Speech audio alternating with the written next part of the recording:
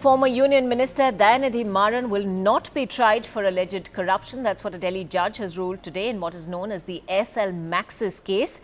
Dayanidhi Maran had been accused by investigating agencies of helping Malaysian group Maxis acquire Aircel in exchange for huge kickbacks to the tune of nearly 700 crores. In 2014, the CBI had filed charges against Mr. Maran, his media mogul brother Dayanidhi Maran and T. Anandakrishna, the Malaysian tycoon, for colluding to allow Maxis to take control of Chennai-based company Aircel.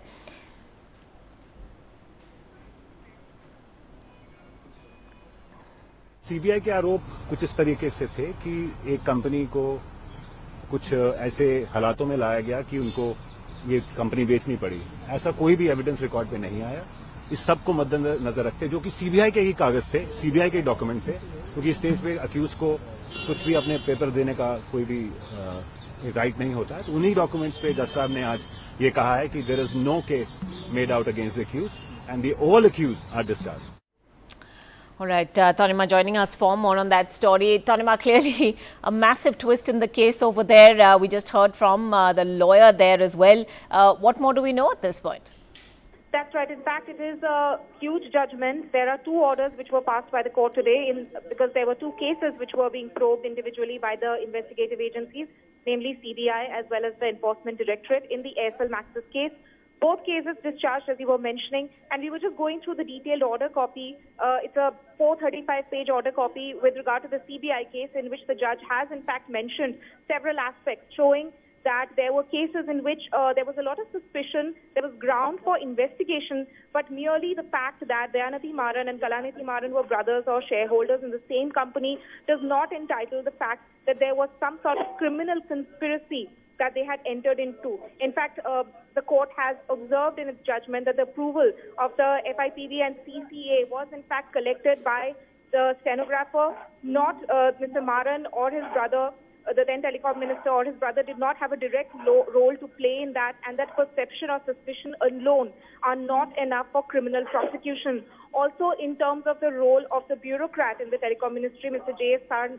Sarma, the court observed that there are several points in which several junior level officers had in fact given oral statements against Mr. Sarma with regard to the movement of the file, processing of the file and the notes on the file, which according to the junior officers, the delay was being done in terms of clearance of certain companies by the ministry itself or Mr. Sarma, but the official record, which the court has in fact gone through as far as the file notings are concerned, there is no point where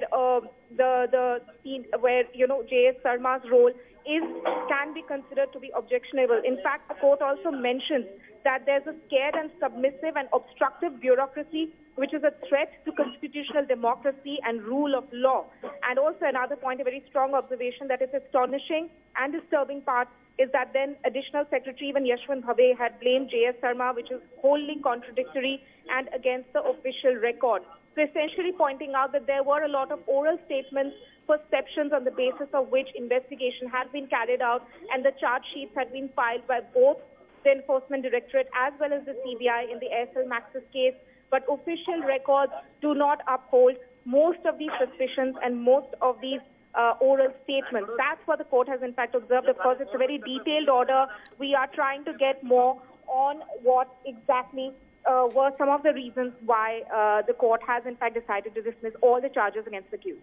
Right, Tanima, but a big step here for the DMK leader who in fact has also, I believe, reacted to these developments in court. That's right. He was. Dayanidhi Maran, the former telecom minister in the UPA government, as well as his brother Dayanidhi Maran, were both present in the court along with the other accused in this case. What the CBI had, of course, said that the Maran brothers, along with several other people, including officials from two firms linked to Dayanidhi Maran, were in fact directly involved in a criminal conspiracy in which they forced that Aircel stakes should in fact be sold to Malaysian-based company Maxis. But then that was the charge sheet which had been filed by CBI as well as ED. CBI, of course, investigating corruption charges and Enforcement Directorate money laundering charges. But it was a very short hearing in the court today where all the accused were present, including the former telecom minister. where the judge essentially said that all the accused are in fact dismissed, all charges are dismissed on them. The court did not frame charges against them. So, of course, the case was very politically important as well, considering the fact that this case, of course, was filed under the UPA government, but then the recent developments which have taken place where the NDA-led the BJP government had in fact said that they would be cracking down on corruption, and the CBI, of course, had been looking at a number of corruption cases related to UPA ministers or during the tenure of UPA's regime. So this is one of those important cases, of course, which the CBI had been probing for at least 3 to 4 years now. But the judgment or the order coming in this case for now, that the court decided that in both investigative agencies cases, both in CBI as well as in ED cases, no criminality can in fact be made out based on the charge sheet which had been filed by the investigative agencies after perusing through the records that had been submitted in court. All right, let's get some political reactions in at this point. We're joined on the phone line by spokesperson for the BJP, Shaina NC. Thank you for speaking to NDTV, Shaina. Your reactions to these developments? Dayanidhi Maran has already gone on record, the former union minister and DMK leader, saying this is a big moment in his life, that all these corruption charges against him have now been dropped. Well, all I want to say, this is not just about a former union minister, but this is a substantive claim of corruption. And unfortunately, the Delhi judge has ruled today, based on certain investigative agencies, of helping a Malaysian group called Maxis to acquire Aircel in exchange for a huge kickback of nearly 700 crores. I think in 2014, when the CBI filed charges against Mr. Maran, his media Mughal brother, Mr. Dayanidhi Maran, and one person from Malaysia, if I'm not mistaken, I think his name was Mr. Krishna, That's right. for colluding with this Maxis to take control of Aircel. I think we need to understand that the Honorable Courts have obviously pronounced a judgment which needs to be accepted. But if there was illegal gratification to the Marans as part of the Sun Group, which runs this media business, including television channels, satellite TV services, etc., this is a very, very serious case of money laundering. And the Enforcement Directorate, which handles these financial crimes, would have obviously looked into every avenue and aspect.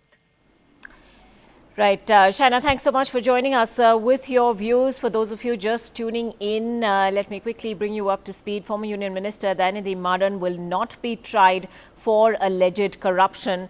That's what a Delhi judge in a CBI court has ruled today. This is, of course, in the case that's known as the Aircel-Maxis case.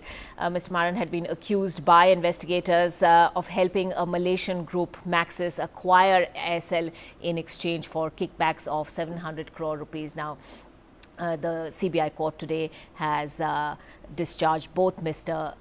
Dayanidhi Maran and his brother Kalanithi as well.